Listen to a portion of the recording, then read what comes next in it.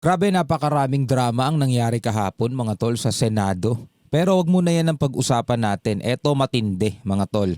No, binago ng North Korea yung kanilang batas, yung constitution nila na nagsasabing pinapayagan ng automatic nuclear strike, no, kung sakasakaling ang kanilang leader na si Kim Jong-un ay masawi sa isang pag-atake.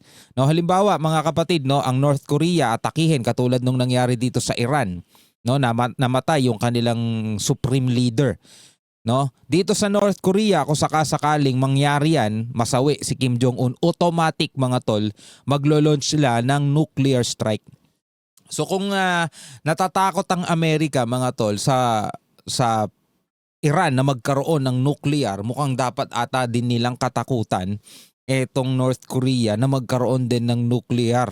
No, pero meron na ang North Korea mga tol, no? Pag-usapan natin itong balitang to, samahan niyo ako. I'm just a young nigga chillin' on it. First time I seen ice was a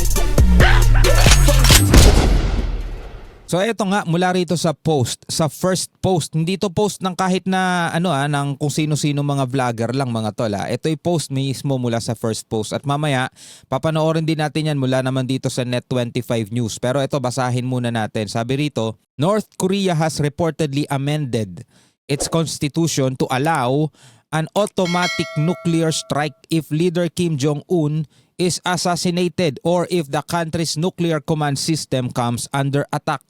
Sabing ganon. According to state-run media, the new amendment was passed during a meeting of North Korea's parliament, the Supreme People's Assembly.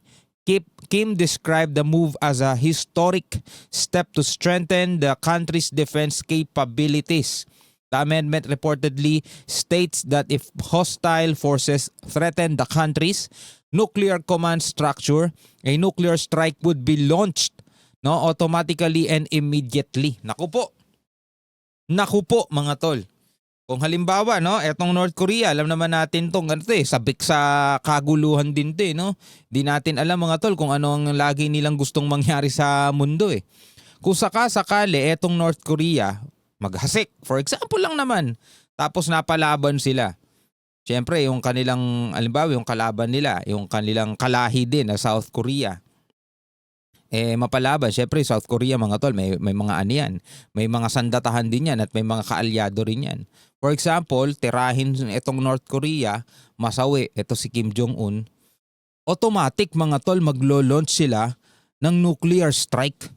So halimbawa, ang ang South Korea, pwede nilang ipatamaan yon. O kaya halimbawa, ang South Korea, kakampi nila for example, Amerika. Diba? Pwede nilang patamaan yon mga tol. Naku po. So ito, panoorin natin itong report mula rito sa Net25. Kaugnay nga dito sa balitang ito sa North Korea. No? Panoorin natin mga tol. Binago naman ng North Korea ang kanilang konstitusyon upang ipatupad ang dead man switch o agarang nuclear missile strike laban sa bansang nakapagpahina o makakapatay kay President Kim Jong-un. Alam ko meron din ganito sa Russia no? Alam ko may ganito rin sila eh. Sa ulat ng National Intelligence Service ng South Korea, ang pagbabago ay ginawa matapos masawi ang ilang matataas sa opisyal ng Iran dahil sa mga pag-atake sa kanilang bansa. So eto'y napanood nila at nakita nila sa Iran. So ngayon, nanonood sila mga tol malamang sa nangyayari sa Iran. So nakita nila etong Iran sunod-sunod, yung mga generals, mga leaders, mga officials, kahit yung mga bagong palit. Yung iba nga, halimbawa bagong palit, within 24 hours na eliminate din agad ng Israel o kaya ng US. Ganun kabilis mga tol. So ngayon nakita nila rito. Ngayon, kung sakasakaling mangyayari sa kanila yon, kasi mga tol mula pa man noon talagang ang nasa isip ng North Korea mapapalaban sila eh. Yung talaga nasa isip nila kahit yung mga panahong mapayapa pa, yun ang nasa isip lagi nila, mapapalaban sila. So eto ngayon yung kanilang ginagawa ngayon. Binago nila yung constitution nila. Nakasaad sa Article 3 ng bagong nuclear policy na kapag nanganib ang command system ng North Korea dahil sa kalaban, dapat kaagad maglunsad ang nuclear strike. Dagdag pa rito, si President Kim pa rin ang pangunahing may kontrol sa nuclear weapons. Ngunit kung siya mismo ang atakihin o mapatay, kaagad na maglalabas ng nuclear strike ang militar. Ayon sa mga eksperto, mahirap targetin ang North Korea kumpara sa ibang bansa dahil sa mahigpit na seguridad at kontrol sa loob ng kanilang bansa. Mahigpit din naman ang proteksyon sa kanilang Pangulo at bihira lamang itong bumiyahe. May mga ulat din na nag-iinspeksyon si President Kim sa bagong artillery system na may kakayahang umabot hanggang Seoul at iba pang bahagi ng South Korea. Kayang umabot ng Seoul at iba pang bahagi ng South Korea kasi yan talaga yung parang mortal enemy nila. Mismong kalahi nila. Actually, kalahi naman talaga nila. May kasalanan din dyan ng US mga tol kung bakit nahati yan. May kasalanan din sila dyan kung babalikan ninyo sa history mga tol. Pero totoo kalahi nila yan. Isang bansa lang yan. Isang bansa lang yan nahati.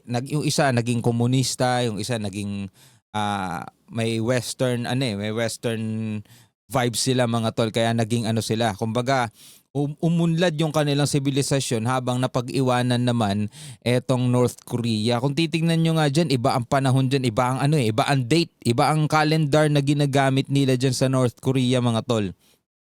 Tapos wala dyang mga yung katulad ng mga K-pop katulad dito sa South Korea. Napaka ng buhay dyan. Yung mga tao nga dyan, di nila alam na meron pang ibang mundo eh. Ibig sabihin, yung mga tao na dyan, yung talagang hindi na nakakalabas ng bansa nila. Kasi yung iba, yung mga player, oo, nakakalabas yun. Yung mga mga athlete, nakakalabas yun, mga tol. Pero yung iba dyan, yung mga taga dyan talaga, kontrolado lahat, maging gupit, kung ano yung pwede mong hairstyle, kontrolado yun. Hindi ka pwedeng manood ng mga pelikula, lalo na merong balita dyan na merong isang estudyante ata, pinapakalat niya yung palabas na Squid Game. Hinuli yun, kinulong yun mga tol. Kumbaga hindi nila alam yung outside world. Yan lang yung alam nilang mundo, yun sa loob lang mismo ng North Korea. Pag dumating yung kanilang leader, para silang mga ganon sila pumalakpak. Alam mo yun, para silang mga robot, ganon sila pumalakpak. So ngayon, ang bagong batas dito sa North Korea, kung sakasakaling mapalaban sila at biglang humina yung kanilang sandatahan o kaya masawi yung kanilang leader, maglulunsad sila ng airstrike. Wala nang tanong-tanong, automatic maglulunsad sila ng nuclear strike. Kaya malamang ito isa sa mga kailangan bantayan din ng daigdig. At wag nilang aawayin ng North Korea. So yung North Korea pwede mang away pero itong North Korea hindi pwedeng awayin dahil pag inaway ito, maglulunsad sila ng nuclear strike, Naku po. Anyway, ano masasabi ninyo rito mga tol? Pwede kayong magbigay ng komento sa ibaba.